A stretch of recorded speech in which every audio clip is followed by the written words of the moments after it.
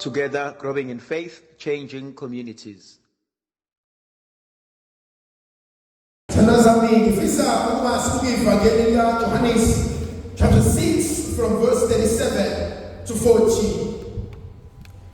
Uthi Jesu kubona konke ubaba anginikeze kona akekho namunye oyoza mina engiyomxosha. Kubona konke ubaba anginikeze kona akekho namunye oyoza mina. I will never reject anyone. Namhlanje lelibise lingcwele kuba bonke labantu esibakhulekelayo, kuba bonke labantu abagwelile athi uNkulunkulu, mhlawumbe abanye babo for the first time bengifisa ukuthi intona ukhona ongeke axoshe. Bengifisa ukuthi intona namhlanje noma kungathiwa nabehlali khona kumnyama, noma kungathiwa nabehlali khona baboshiwe, noma kungathiwa khona nabehlali khona bavalelwe emabhodleleni, noma kungathiwa nabehlali khona bahlele emanzini, noma kungathiwa nabehlali khona basemgaqweni, noma kungathiwa nabevela khona alisekho ikhaya, kodwa ngifuna ukuthi ikona namhlanje ukhona ongeke axoshe. Funa ukukhuluma naleli moya namhlanje, funa ukukhuluma nalezidalwa namhlanje, funa ukukhuluma nalabo abafika beguga, funa ukukhuluma nalabo abavukayo begcwele ibhithi, funa ukukhuluma nalabo abathi asikaze siyibone into enje, funa ukukhuluma nabathi namhlanje angaze ngilethwe la. Funa ukuthi ikona namhlanje ukhona ongeke axoshe. Mhlanje ufuna ukukhuluma nalabo abantu abafika makethane babe ukuthi basabe bathi ngoba sike sahekwa makethane bathamba ngathi, baba basibiza makethane bahlala ngathi. Funa ukuthi namhlanje khona indoda engiyaziyo engeke axoshe. Funa ukuthi namhlanje ngathi uNkulunkulu angaba nomusa kunina idalwa zakithi ezinhle ezimhlophe, engathi uNkulunkulu omusa angaba nomusa kumina dalwa ezinhle ezimhlophe. Ngithe ngathi bengangiphundulula, engathi benganisusa, engathi benganivusa, engathi benganibiza. Namhlanje ngathi uNkulunkulu bengaba nomusa kodwa. Ngifuna ukuthi namhlanje mabeqhamuka labantu bebengcolile bebeyikisela, funa ukuthi namhlanje ukhona ongelenje abanephunga lakho ozokuhlambulula. Khona namhlanje usubuyele emuva usunephunga elisha. Thina namhlanje uJesu ukhuluma inkulumo engiyithandayo uthi khona konke babanginikeze bona, athi bona bonke abeza kumina, athi akekho noyedwa engimlahla. Namhlanje ngifuna ukubahlambulula umlilo labo bafika ngelanga befika besha, abanye babayi ngona kolothiswa akodwa bashiswa izinto ababanamatheliswe zona, abanye babo bathi suke bayothathwa amali babo bayodakwa phezu kwabo, athi nasala nje kodwa balime lethu abantu sebeyasenzela anasakona. Namhlanje kuseni ngithi namhlanje khona okwazi ukuyihlambulula izinto, namhlanje kuseni ukhona okwazi ukulungisa izinto, namhlanje kuseni ukhona osazomhleka ngoba semhlabeni nabagabagaba. Namhlanje kuseni bengifisa kulabo balabo nalabo abasabayo ukungena, nalabo abangakwazi ukusondela thi ngoba indawo esingena kuyona iyasilimaza nje. Funa ukuthi bona ukuhlupheka kwethu kwanganeno, amanyalitha anganeno akwangabafundeli izulu kakhulu. Thina namhlanje ophala kahle ukuthi akekho namunye hathoza mina njengamxosha. Funa ukuthi mina namhlanje ethando zami sike silahlwa uNkulunkulu, sike silahlwa kubo Jesu. Shona namhlanje umemeza athi bekhuluma athi ubani wena, athi uJohannes sibheka ngilizwi lo memeza ehlala. Namhlanje kuseni bengifuna ukusho njalo madoda amahle. Namhlanje kuseni nanti ilizwi enikela libalekele ezweni lokuphila, nanti ilizwi enikela leye nalethuka, nanti ilizwi lomemezayo akufunela uhle, nanti ilizwi lomemezayo akufunela ukuphila, nanti ilizwi engazibenga bamemeza. Hayi ngoba nakho bashona ngamanzi, kodwa wathatha into zabo zayophozwa emanzini maqedane kunakalisa into. Salo kusibona nanesidaka ekhaya engathi kukhona izinto ekhaya akho sidaka esenzeka la sinkulumo ukuthi into zethu zathathwa maqedane kwahlanganiswa nesidaka khona sohlezi silimaza. Namhlanje kusele kuyabahlambulula uNkulunkulu umsana ababoshelwe into zabo maqedane sohlanje kwanesidaka kwatshana izinto kwatshana izihlahla kanti lutho ngaphansi sekwahlanganiswa izinto into zabo zaseziyakhoshwa kuphela.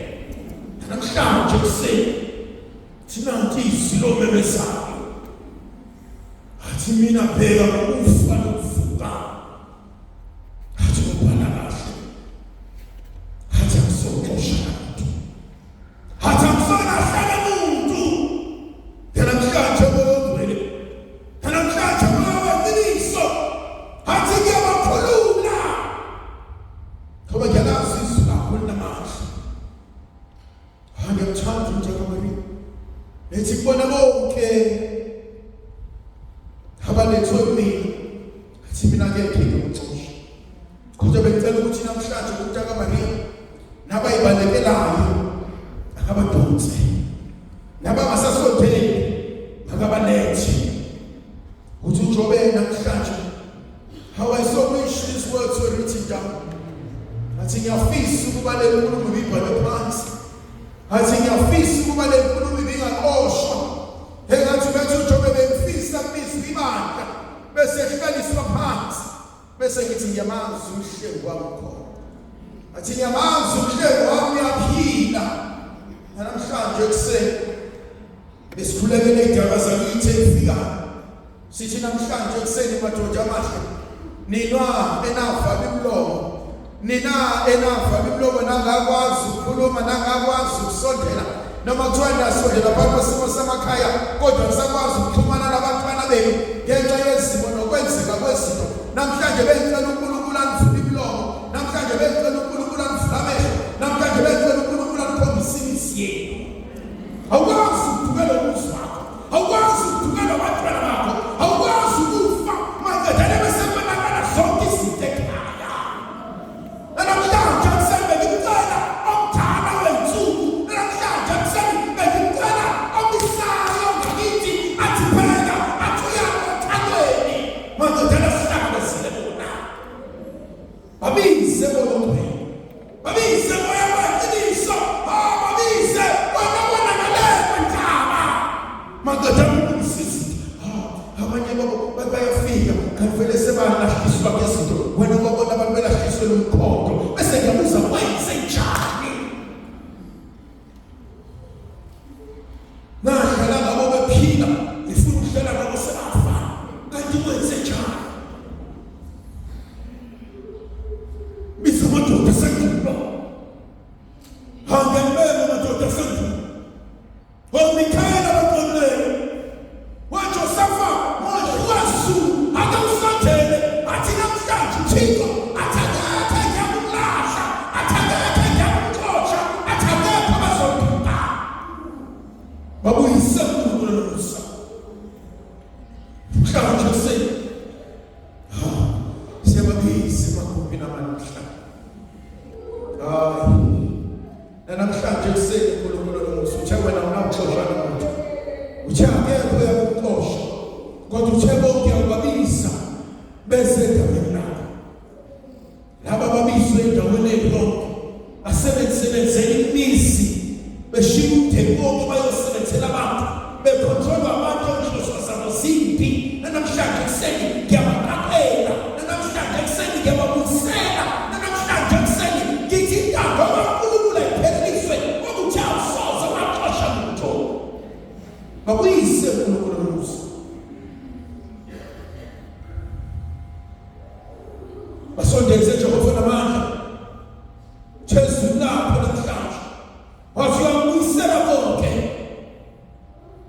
njengokuyihlo ekunikile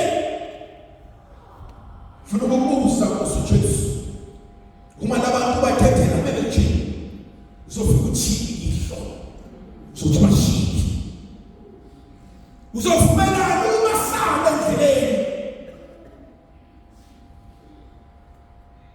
thina namhlanje wena uNkulunkulu wethu usoze namunye ozakwenza umlahla baphilise bahlangulule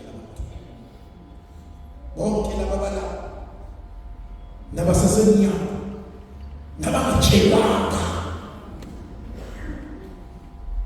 bahlangulule thina uNkulunkulu somanje izwi lakho awusoze waxosha umuntu thina uNkulunkulu ezwini lakho awusoze walahla umuntu angithaba mina nabantu abakhabazana kakade ngithembona ngithela mina ngicela uNkulunkulu ukuthi leli misa elidwele mahlangulule leli misa elidwele manibuyele emakhaya nasemzileni manenze umehluko mangenawo amakhaya nawashiye ngekho ayingashona zingane engekho amakhaya abantu ofisinizi njalo nifuna ukubizwa egangeni njalo nifuna ukubizwa emqashweni njalo nifuna ukubizwa emzini abanye abantu kanye bona nabamuzana kanye nizona nizakwazi ayithemba ilana sabayibheku baketeleza vuka saba umuntu omkhulu vukani enza umehluko